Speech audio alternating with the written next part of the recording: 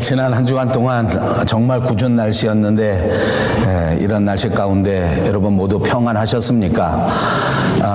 눈이 이렇게 오니까 그 눈이 정말 무섭구나.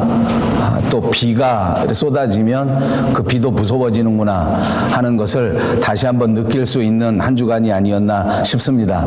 사실은 눈과 비만 무서운 거 아니라 불은 진짜 무섭습니다. 북미주에 살아보니까 미국 캘리포니아 또 우리 캐나다의 저쪽 북쪽 지방에서는 한번 산불이 나기 시작하면 이게 엄청난 규모로 나기 때문에 또 하루 이틀 3일 열흘 이런 정도 타는 것이 아니라 더 아주 오랜도록 산이 타기 때문에 엄청난 피해를 겪게 되는 것을 자주 체험합니다. 여러분 다 들으셨겠지만 저 호주에서는 지난 9월 달서부터 산불이 발생했는데 이것이 꺼지지 않고 무려 4개월, 5개월 동안 계속해서 불이 계속됐다고 합니다.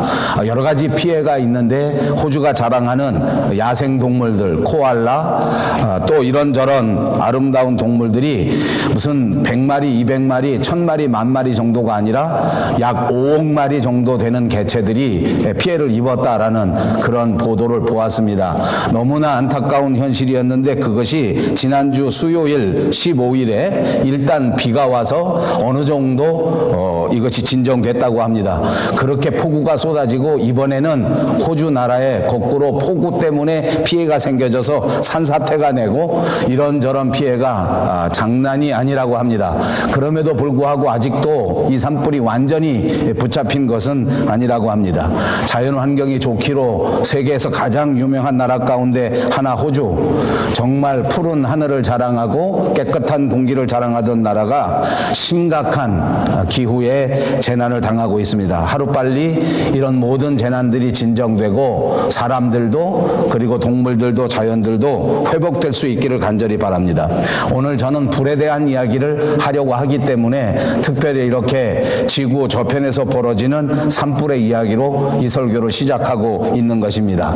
사실 이렇게 불은 우리에게 엄청난 피해를 주고 또 이런 재난은 우리가 예기치 않았던 그런 많은 피해를 주기 때문에 이걸 좋아할 수 있는 사람은 아마 한 사람도 없을 것입니다. 제가 어렸을 적에는 저희 집 근처에서도 불이 참 많이 났습니다. 제 어릴 적 기억에는 불자동차 소리가 왱왱왱 하고 가면 이상하게 학교에 등교하는 시간에도 혹시 우리 집에서 불 나는 것 아닌가 하고 집 쪽을 바라보게 되고 학교 공부하는 내내 마음이 불안하고 그랬던 경험이 지금도 생각납니다. 왜냐하면 간혹가다 집에서도 그렇게 불이 나고 그렇게 되면 정말 엄청난 피해가 있어서 사람들이 불에 타서 죽기도 하고 그 재산들이 전부 불에 타서 날아가 버리기도 하는 것을 많이 체험했기 때문입니다.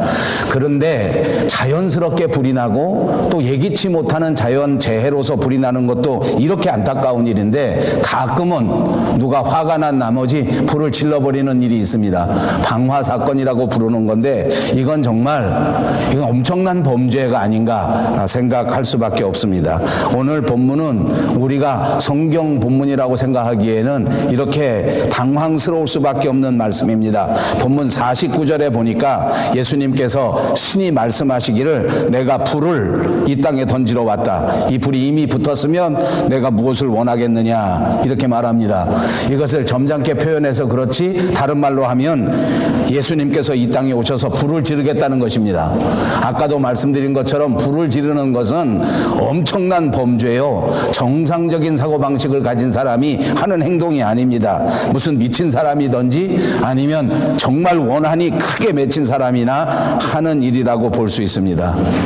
말씀드린 것처럼 호주에서도 보는 것처럼 이 피해라고 하는 것은 정말 말로 다 할 수 있는 것이 아닙니다. 사람만 피해를 보는 것이 아니고 그 순간만 피해 보는 것이 아니라 이 4, 5개월 계속된 이 산불 때문에 공기가 나빠지고 미세먼지가 생겨지고 이런 것들이 앞으로도 과연 얼마 동안이나 계속해서 사람들의 삶을 피해를 줄지 알 수 없는 엄청난 피해이기 때문에 불을 지른다는 것, 자연적으로 불이 나는 것도 엄청난 일인데 이것을 의도를 가지고 지른다고 하는 것은 진짜 이해할 수 없는 일 가운데 하나입니다. 그런데 오늘 본문은 이렇게 예수님께서 마치 이 세상에 오셔서 우리 가운데 불을 지르겠다 이렇게 표현하는 것처럼 보여지기 때문에 우리로서는 정말 이해하기가 어려운 이야기입니다. 50절 말씀에 보면 또 당황스러운 말씀이 있습니다. 나는 받을 세례가 있다.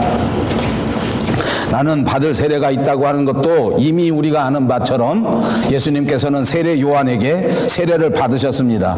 그럼에도 불구하고 왜 또 세례를 받으셔야 하는지 우리가 이해할 수 없는 일입니다.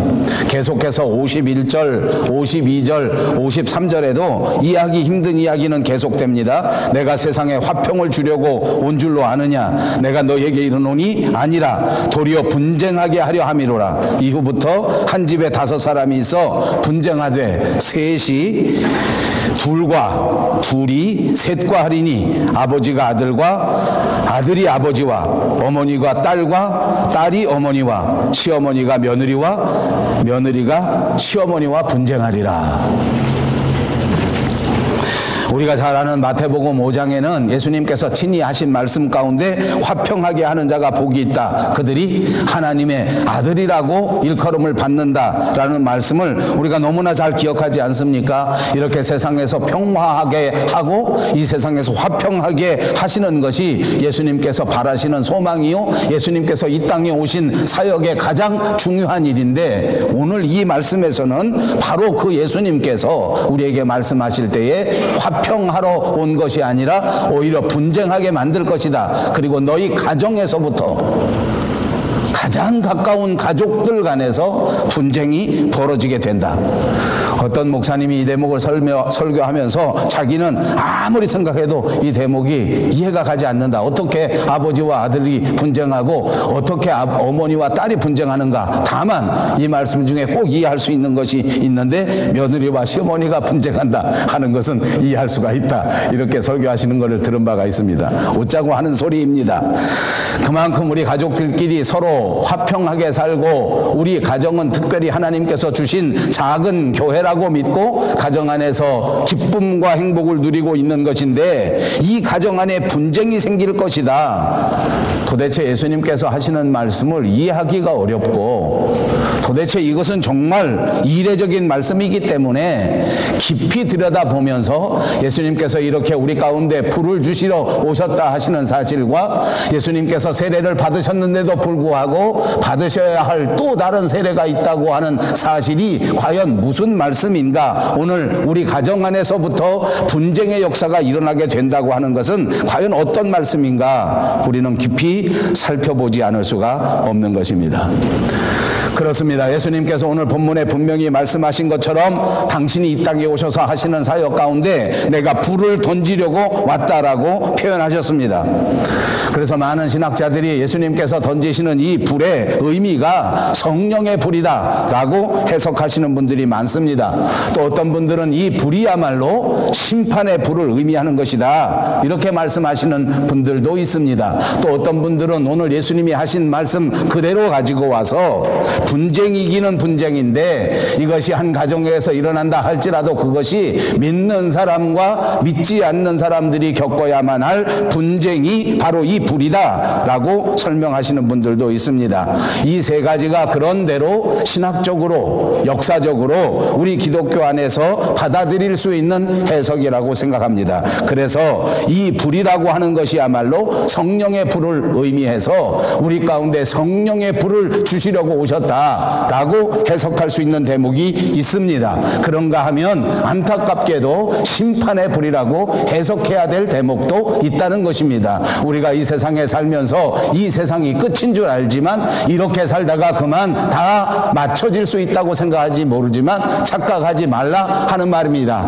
반드시 주님 앞에 서는 날이 있을 것이요, 반드시 주님 앞에 서서 심판을 받게 되는 날이 있을 것이다 하는 것을 강조하시는 말씀이라고 생각합니다. 또한 우리에게 주어지는 분쟁이라고 하는 것을 좀 더 해석해주고 설명하는 것은 바로 믿는 자와 믿지 않는 자들의 분쟁을 말하는 것입니다. 우리의 믿음을 지키기 위하여, 우리의 믿음의 사명을 다하기 위하여 우리는 언제까지 끝까지 세상과 화평할 수는 없는 노릇이라는 말입니다. 언젠가는 이 세상의 가치관에 대하여 복음의 가치관을 들고 분쟁할 수밖에 없는 시점에 이르른다는 것입니다. 언젠가는 우리가 하나님께서 기뻐하시는 삶을 살기 위하여 세상을 기쁘게 하랴, 하나님을 기쁘시게 하랴 하는 대목에 도달하게 된다는 말씀입니다. 그때는 어쩔 수 없이 세상과 분쟁하게 되고, 그때는 어쩔 수 없이 세상적인 가치관과는 분쟁할 수밖에 없다는 것을 가르쳐 주고 있는 것입니다. 저는 오늘 이 불을 설명하면서 우리 교회가 2020년에 정한 표, 복음의 일꾼이 되는 교회가 되자 하는 표를 중심으로 해서 이 불이 복음의 불이라고 말씀드리고 싶습니다. 그래서 저는 이 불에 대하여 다시 한번 해석할 터인데, 가장 먼저 이 불이 무슨 불인가 하는 것을 말씀할 때에 우선 이 불은 복음의 불이다 라고 말씀드리려고 합니다. 사랑하는 여러분, 우리는 이 세상에 살면서 우리 누구나 공통적으로 가지고 있는 것이 있습니다. 그것이 안타깝게도 죄라고 하는 것입니다. 우리에게는 죄가 있습니다. 이 죄 때문에 어쩔 수 없이 우리가 원치 않는 방향으로 가고 있고, 우리가 원치 않는 일을 우리 스스로 하고 있다는 말입니다. 자꾸만 원치도 않는데 행하게 되는 것은 우리 속에 우리가 컨트롤할 수 없는 죄가 있기 때문입니다. 이 죄 때문에 결국 우리는 나쁜 길로 갈 수밖에 없고, 이 죄 때문에 결국 우리는 영생의 길에서 멀어질 수밖에 없는 존재라고 하는 사실입니다. 그리고 정말 안타까운 것은 스스로 이 죄의 문제를 해결할 수 없는 존재가 저와 여러분 인간이라고 하는 존재입니다. 죄로 더럽혀진 우리의 인생을 우리 스스로는 결단코 깨끗이 할 수가 없습니다. 스스로 아무리 내 영혼을 깨끗하게 씻으려고 해도 그 모든 죄가 결코 지워지지 않습니다. 그러므로 주님께서는 이 땅에 오셔서 복음의 불이 되시고 우리의 모든 죄악을 소멸시키기 위하여 이 땅에 오셨다는 사실을 믿으시기를 바랍니다. 그러므로 주님은 우리 가운데 오신 복음의 불길입니다. 이 복음의 불길이 우리의 심령을 태우고 우리 속에 있는 죄악을 깨끗이 태워서 우리가 하나님의 자녀가 되게 하시고, 우리가 예수 그리스도의 나라에 넉넉히 들어갈 수 있는 구원받은 자로 만들어주신다고 하는 사실을 다시 한번 기억하시기를 바랍니다. 그의 복음의 불이 다시 한번 우리의 심령 위에, 우리 가정 위에, 우리 교회 위에 임재하셔서 우리의 모든 허물과 우리의 모든 실수와 우리의 모든 죄악을 불과 같이 완전히 태워버리는 역사가 있으시기를 주님의 이름으로 축복합니다. 여러분 어떠십니까? 때로 예배드리다가 내 심령이 불같이 불타오르는 체험을 하신 적이 있으십니까? 여러분 어떠십니까? 하나님의 말씀을 깊이 묵상하다가 그 성경의 말씀이 갑자기 내 가슴을 뜨겁게 하는 이 복음의 불길을 체험하신 적이 있으십니까? 이 하나님의 복음은 살아서 운동력이 있으므로 그것이 우리를 뜨겁게 하고, 그 복음의 불길이 우리의 삶을 새롭게 해서 우리의 죄악을 깨끗이 태워주는 역사가 있는 줄로 믿습니다. 말씀에 깊이 들어가시기 바랍니다. 예배에 깊이 들어가시기 바랍니다. 반드시 이 복음의 뜨거운 불길로 여러분의 심령을 확실하게 태워 모든 죄에서 벗어나시는 위대한 구원받은 백성들이 꼭 되시기를 주님의 이름으로 축복합니다. 오늘 말씀하시는 이 불은 두 번째로 사명의 불길입니다. 복음의 불길이라고 하는 것은 우리 가운데 들어와 우리 속을 태우고 반드시 그 불길이 번져나가 다른 사람들에게 전달되는 특성을 가지고 있습니다. 그것을 우리는 전도라고 합니다. 그러므로 우리 마음속에, 우리 심령 속에 복음의 불길을 체험한 사람들은 이제부터 나아가 담대하게 그리스도의 사랑을 전파할 수 있게 되는 것입니다. 그것을 통하여 복음의 불길은 훨씬 더 확실하게 드러나게 되는 것입니다. 그러므로 여러분, 복음은 우리 마음속에 들어와 우리만 뜨겁게 만드는 것이 아니라 우리 이웃에게 번져나가 세상 곳곳 방방곳곳에 나가 복음의 뜨거운 불을 지르기 시작하는 것입니다. 그러므로 주께서는 우리들에게 이 복음의 불길을 담대하게 나가 다른 세상에 전파하라고 하는 사명의 불길을 주시는 줄로 믿습니다. 이 사명 깨달아야 합니다. 이 땅 위에 감당해야 될 일이 무엇입니까? 우리 속에 허락하신 이 복음의 불길을 들고 나아가 믿지 않는 내 가족들에게, 믿지 않는 내 친척들에게, 예수 그리스도를 알지 못하는 이웃들에게 이 복음의 불길을 전파해야 된다는 말입니다. 그렇게 복음의 전파를 위해서 이렇게 나아가 사명을 감당하게 하시기 위해서 우리에게 사명의 불길을 주시는 것입니다. 우리가 잘 아는 누가복음 24장 32절에 보시면 낙심하여 예수님께서 돌아가셨다는 소식을 듣고 엠마오 마을로 돌아가던 두 제자의 이야기가 나오고 있습니다. 그들의 이야기 가운데 핵심이 무엇입니까? 그들이 낙심하여 온통 절망 가운데 서쪽으로 엠마오로 다시 옛날에 살던 그곳으로 돌아가는 그 길에서 부활하신 예수님께서 나타나심으로 그들의 마음속에 다시 한번 하나님의 말씀을 풀어서 예수님의 역사를 풀어서 가르쳐 주셨을 때, 그 말씀을 풀어주셨을 때에 그 두 제자의 가슴이, 그 두 제자의 마음이 다시 한번 뜨거워졌다고 하는 것을 기록해 준 성경 장준입니다. 그렇습니다. 복음의 불길은, 사명의 불길은 언제나 이렇게 우리의 마음을 뜨겁게 하는 것입니다. 이렇게 우리의 사명을 뜨겁게 하는 것입니다. 사랑하는 여러분, 오늘 저와 여러분에게 가장 필요한 것은 다시 한번 우리의 마음이 예수 그리스도로 말미암아 뜨거워지는 것입니다.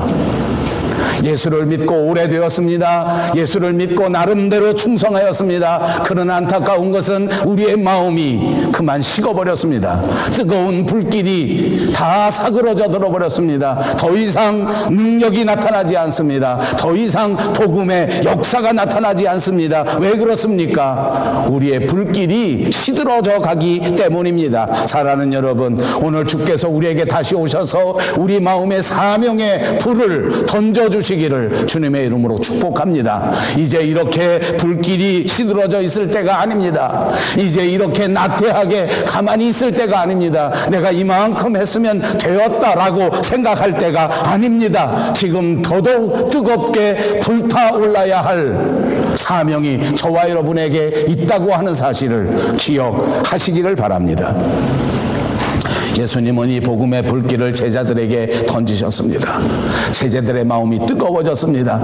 예수님은 이 복음의 뜨거운 불길을 120명 문도가 뜨겁게 기도할 때에 그 오순절 마가의 다락방에 있는 성도들에게 던져주셨습니다. 그들이 뜨거워졌습니다. 그들이 성령의 역사를 입었습니다. 그들이 나아가 이 불길 가운데 예루살렘과 온 유대와 땅끝까지 이르러 이 복음을 전파하게 된 것입니다. 오늘 우리는 이 땅 위에 불을 던지기 위해 오신 그 예수님의 사명을 물려받은 일꾼들입니다. 우리들에게 더 나아가 이 사명을 감당하라고 부탁하시기 위하여 오늘 이 예배를 통하여, 이 말씀을 통하여 저와 여러분의 마음속에 다시 한번 뜨거운 불길을 던지시는 줄로 믿습니다. 여러분 마음속에 던져지는 이 뜨거운 불길을 영접하시고 그 뜨거운 불길의 사명을 감당할 수 있는 여러분 모두가 되시기를 주님의 이름으로 축복합니다. 세 번째로는 이 불은 분쟁의 불이라 하였습니다.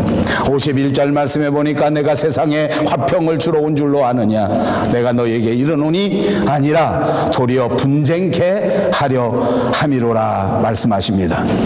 믿음이 약한 자들은 과연 이것이 주의 말씀일까? 라고 의심할 수밖에 없을 것이라고 생각합니다. 어떻게 주님이 오셔서 분쟁을 주신다?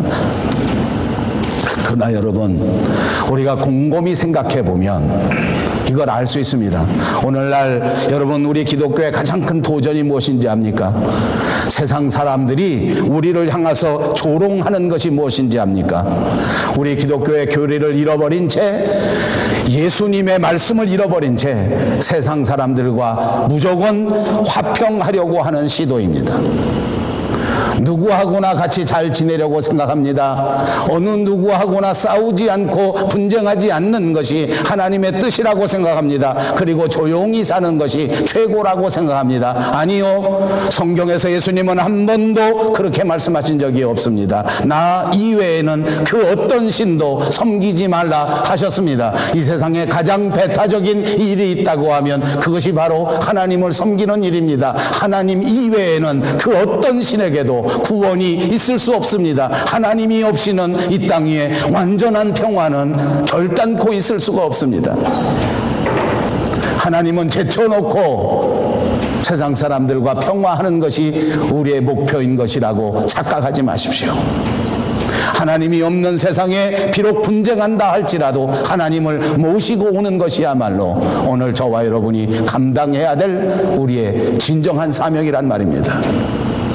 예수 믿지 않는 사회에, 예수 믿지 않는 정치에, 예수 믿지 않는 문화에 과감하게 하나님이 온 우주의 주인이시다 하는 사실을 가지고 들어가야 합니다. 우리 가족 안에도 마찬가지입니다. 예수 믿는 것 때문에 불화를 겪는다고 하면 그 분쟁을 받아들여야 한다는 말입니다. 우리를 생각해 보십시다. 우리들 가운데 많은 사람들은 예수 믿는 그 시점에서 가족들과의 갈등을 이미 겪으신 분들이 많이 있으리라고 생각합니다. 역사를 보십시오. 복음이 전파되는 모든 곳에서 이런 분쟁은 늘 있었습니다. 시작할 때부터 갈등이 있습니다. 믿지 못하게 하는 세력, 믿지 못하게 하는 가족들이 있었습니다. 그들의 박해 얼마나 지독했습니까? 많은 사람들이 목숨을 잃어버릴 만한 순교의 재물이 될 만한 역사를 우리는 말하지 않아도 너무나 잘 알고 있지 않습니까? 왜 이런 일이 벌어집니까? 예수님이 오셔서 분쟁하게 하셨기 때문입니다. 예수님께서 오셔서 불을 던져주셨기 때문입니다. 내가 예수를 구주로 영접하는 그 순간에 예수를 믿지 않는 자들과는 결단코 같이 할 수 없고 어쩔 수 없는 갈등과 분쟁이 일어난다는 사실을 기억하시기를 바랍니다. 예수를 믿는다는 것은 무엇입니까? 우선 내 마음속에 있는 모든 죄를 복음의 불길로 태워버리는 것입니다. 죄에 대하여 눈을 감아버리는 것이 아니란 말입니다. 죄는 잠깐 다른 데다 제쳐놓고 눈 감아버리고 그냥 평화하자라는 것이 아니란 말입니다. 눈을 똑바로 뜨고 죄를 복음으로 태워버리지 아니하면 진정한 평화가 올 수 없다는 것입니다. 그래서 예수를 믿는 사람은 인격이 변화돼야 합니다. 예수를 믿어서도 나 성격은 변할 수 없다 착각하지 마십시오. 그런 말 하지 마십시오. 예수를 믿었으므로 반드시 성격도 변화돼야 될 줄로 믿습니다. 예수를 믿었으므로 말투도 변화돼야 합니다. 예수를 믿었으므로 인생관이 변화돼야 합니다. 예수를 믿었으므로 꿈이 변화되시기를 주님의 이름으로 축복합니다. 복음의 불길이 우리 마음속에 들어왔으므로 지금까지 가지고 있던 모든 삶의 가치관을 내려놓고 내 인생의 진짜 혁명, 믿음의 혁명, 신앙의 혁명이 일어나는 것입니다. 여태까지 살아왔던 모든 가치관, 내가 붙잡고 살았던 모든 중요한 가치관 다 내려놓고 우리 주님이 말씀하시는 말씀을 따라가겠다. 우리 주님이 주신 그 말씀대로 살아야 되겠다. 결단하는 여러분들이 꼭 되시기를 바랍니다. 예수 믿는 자들을 잡아 죽이는 것이 인생의 목적이었던 사람이 있었습니다. 사울입니다. 그가 복음을 받아들이고 어떻게 되었습니까? 완전히 변하여 새 사람 되었습니다. 여러분, 우리들에게도 똑같은 일이 벌어집니다. 지금까지 살아왔던 삶의 인생관이 완전히 새로워져서 변하여 새 사람이 되는 것입니다. 이것은 영적 싸움입니다. 이것은 정말 엄청난 전쟁입니다. 성경에 보십시오. 예수 그리스도의 형제들조차도 처음에는 예수님을 믿지 못했습니다. 날 때부터 소경됐던 자가 예수 그리스도를 만나 눈을 뜨게 됐을 때에 그는 자기 가족에게조차 환영받지 못했습니다. 무슨 이상한 일이 벌어진 줄 알고 부모와도 멀리하는 일이 벌어졌습니다. 사도 바울이 다메섹 도상에서 이와 같이 회심하여 완전히 변화됐을 때에 그는 유대인들에게도 미움을 받고 이방인들에게도 미움을 받고 그를 잡아 죽이려고 많은 사람들이 믿는 사람이나 믿지 않는 사람이나 양쪽에서 모두가 다 그를 잡아 죽이려고 밤낮으로 성문을 지키면서 그를 기다렸다는 기록도 있습니다. 복음이 전파되는 곳마다 내 인생이 변화되는 그 장소마다 언제나 반대자가 있는 것입니다. 언제나 회방자가 있는 것입니다. 내가 오늘 복음의 불길로 사명의 불길로 다시 한번 뜨거워져서 주의 일을 감당하려고 하면 가장 가까운 데서부터 반대와 핍박이 분쟁이 다가오게 된다는 말입니다. 여러분, 이런 분쟁을 우리가 기쁜 마음으로 기다리십시다. 누가 나를 예수 믿는데 반대하고 누가 나를 충성하는데 반대하면 오로지 기쁘게 여기십시오. 이제 내가 주를 위하여 절대로 헌신할 수 있는 기회가 되었구나. 내 귀에 듣기 좋은 말만 하는 사람들을 믿지 마십시오. 그저 눈 감아버리고 죄는 떠들어보지 말고 그리고 적당히 무사 안일하게 세상을 살자는 가치관과는 타협하지 마십시오. 이 땅 위에 살아가는 동안 어찌하든지 하나님의 말씀에 부딪혀서 진리의 말씀에 붙들려서 어찌하든지 하나님께 영광되는 삶을 살아야 되겠다 결단하시고 주님께 용기를 구하십시오. 주님이 용기의 불을 불어넣어 주셨을 때에 초대교회 예수님의 제자들처럼 죽음을 두려워하지 않는 위대한 제자가 될 수 있을 것입니다. 사도 바울과 같이 다시 한번 하나님께서 우리를 뜨겁게 하심으로 우리의 목숨까지라도 감옥에 들어가도 두려워하지 않는 참된 용기를 얻게 될 줄로 믿습니다. 여러분, 예수님께서는 이 복음의 불길이 우리 가운데 임하였는데도 불구하고 아직도 불타버리지 않은 이 많은 인간의 죄악들을 정말 싫어하십니다. 지금 예수를 믿고 구원받았는데도 불구하고 여전히 죄악의 구렁텅이와 타협하고 적당히 그들과 함께 살아가는 우리 그리스도인들을 정말 싫어하십니다. 어둠의 세력에게 지배를 받고 있는 우리들을 정말 싫어하십니다. 완전히 변화되어 예수님과 더불어 죄와는 결단코 타협하지 않는 뜨거운 그리스도인을 기뻐하시는 줄로 믿습니다. 50절 말씀에 보니 이런 말씀이 있습니다. 나는 받을 세례가 있으니 그것이 이루어지기까지 나의 답답함이 어떠하겠느냐. 나는 받을 세례가 또 있다. 다른 세례를 말씀하고 있는 것입니다. 이것은 무슨 세례를 말합니까? 결론적으로 말하면 신학적으로 이 세례는 바로 십자가의 죽음을 의미하는 것입니다. 당신이 이 땅에 와서 당하여야 될 클라이맥스, 희생의 죽음, 남을 위하여 당신의 몸을 아낌없이 내어주는 그 십자가의 사랑, 이것을 세례라고 표현한 것입니다. 정말 특별한 표현의 방법이라고 볼 수가 있습니다. 그런데 성경을 자세히 보면 사실 예수님께서 이런 표현을 한 번만 하신 것은 아닙니다. 예수님 살아생전에 세베대의 아들 야고보와 그 아들 요한이 예수님께서 나중에 큰 영광을 받게 되면 한 사람은 예수님의 우편에, 한 사람은 예수님의 좌편에 앉혀달라. 예수님이 이 다음에 왕국을 이루고 임금님이 되시면 우리들도 높은 자리에 달라 하고 부탁한 적이 있었습니다. 여러분 기억하시지 않습니까? 그때 예수님의 답변이 무엇인지 아십니까? 너희가 나의 마시는 잔을 마시며 나의 받는 세례를 받겠느냐? 내가 마시려고 하는 잔은 고난의 잔이요 내가 받을 세례는 십자가의 죽음을 의미하는 말씀이었습니다. 여러분, 세례라는 것은 무엇입니까? 정확하게 말하면 침례라는 말입니다. 침례라는 말은 물 속에 잠긴다는 의미를 가진 말입니다. 그래서 사람들을 세례할 때에 우리 장로교회는 약식 세례로 하고 있지만 침례교를 비롯한 일부 교단에서는 물속에 잠그는 침례 예식을 여전히 고집합니다. 사실은 장로교회에 있는 목사님들도 세례의 예식은 침례교회가 맞다라고 인정하고 있는 형편입니다. 그만큼 물속에 완전히 잠겨서 우리의 모든 죄악을 깨끗이 씻는 것을 상징하기도 하고, 이 세례 자체가 희생과 죽음을 의미하는 뜻이 있기 때문입니다. 예수님께서는 십자가에 죽으시는 이 죽음을 두려워하신 적이 없습니다. 그러나 예수님의 마음속에 답답함이 있었습니다.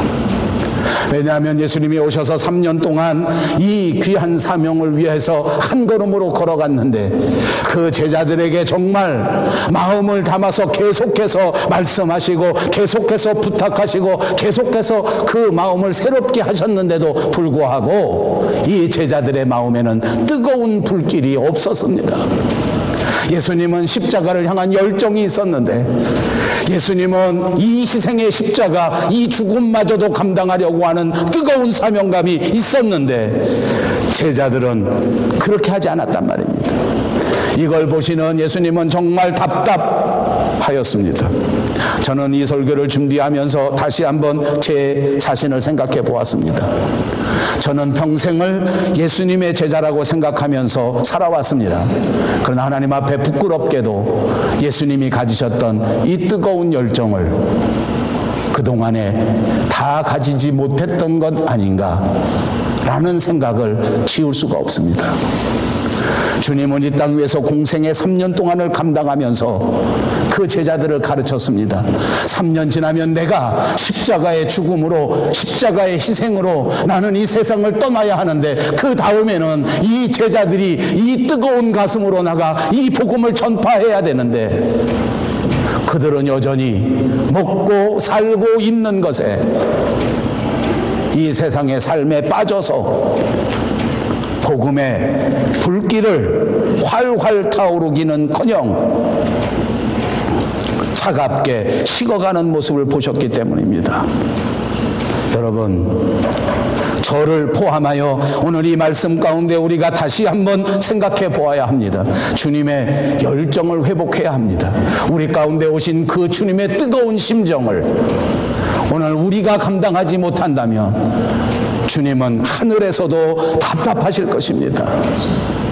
기억하십시오. 오늘 여러분에게 하나님의 교회를 맡기신 것은 하나님이 저와 여러분에게 주신 일생일대의 가장 위대한 축복입니다.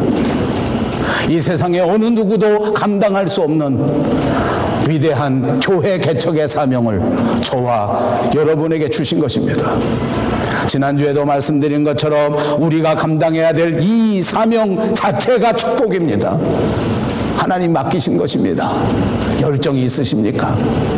하나님이 내게 맡겨주신 이 밴쿠버 영송교회를 위하여 내가 어떻게 하든지 내 일생 가운데 가장 위대한 주님의 영광을 주님 앞에 돌려야 된다.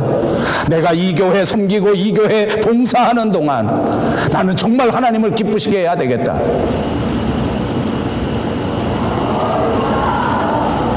비록 오늘 우리 교회가 위기라고 말할 수밖에 없는 힘든 시기입니다. 이런저런 조건이 하나도 좋지 않습니다. 사람들도 적어집니다. 이런저런 일들이, 무거운 일들이 많습니다. 그러나 이런 어려운 때일수록 더 뜨거운 마음으로 더 충성하는 것이야말로 우리 하나님을 기쁘시게 하는 일입니다. 지금 우리가 감당해야 될 일은 무엇인지 압니까? 점점 힘들어진다고 두려워할 일이 아닙니다. 점점 어려워진다고 한 발 뺄 일이 아닙니다. 지금 이 순간에 더 뜨거운 열정의 불이 우리 마음에 활활 타오르시기를 주님의 이름으로 축복합니다. 다시 한번 복음의 불길이 우리 마음속에 활활 타올라서 하나님께 큰 영광을 돌릴 수 있는 사랑하는 우리 밴쿠버 영송교회 가족들이 되시기를 주님의 이름으로 축복합니다.